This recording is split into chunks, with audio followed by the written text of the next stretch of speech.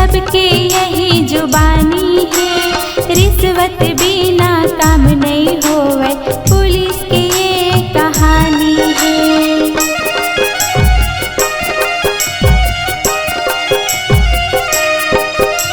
Collector मंत्री कहूँ मेरे चल दे, सबके यही जुबानी है, रिश्वत बिना काम नहीं होवे, पुलिस की ये कहानी है। तोर बेटा हा पूंजी के बाटाली, तोर बेटा हा पूंजी के बाटाली, तोर बाप के बाटा नहीं लेवे,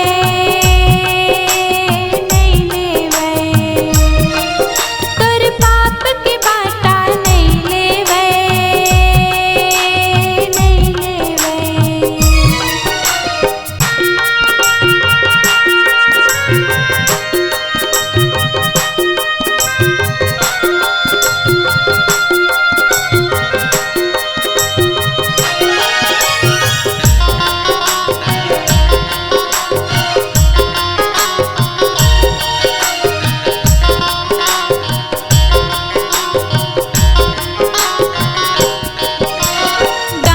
गाँव में सरपंच मन कैसे रुपया कमाथेगा, थोर थोर सब पंचला देके अपन मजा उड़ाथेगा।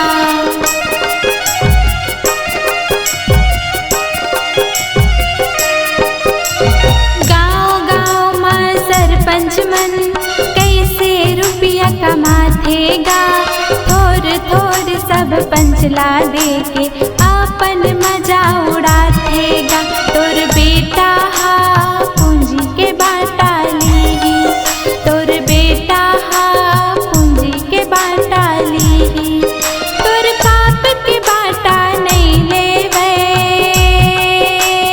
नहीं लेवे, तोर बाप के बाटा नहीं लेवे, नहीं लेवे।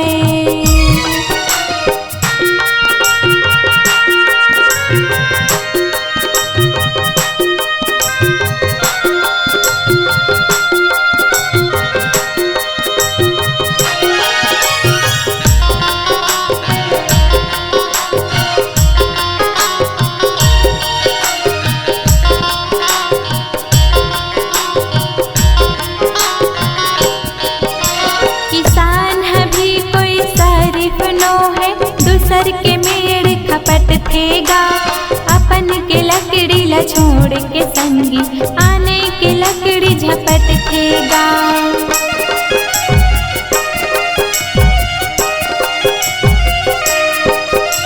किसान है भी कोई शरीफ नो है, दूसर के मेड़ खपट थेगा, अपन के लकड़ी ला छोड़ के संगी आने के लकड़ी झपट थेगा।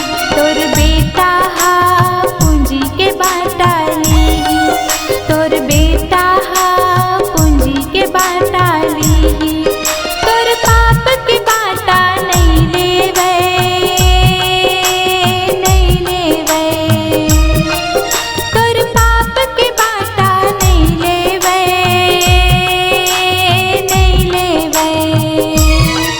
फिर काबरगा फिर काबर, फिर काबरगा फिर काबर, पाप करके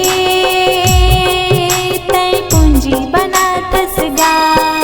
तोर बेटा हा पूंजी के बाटाली, तोर बेटा हा पूंजी के बाटाली, तोर बेटा हा पूंजी के बाटाली।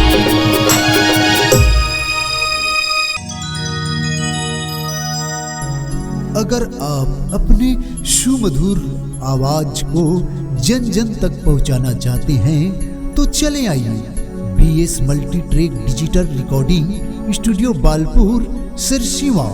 संपर्क करें मोबाइल नंबर 9399995431।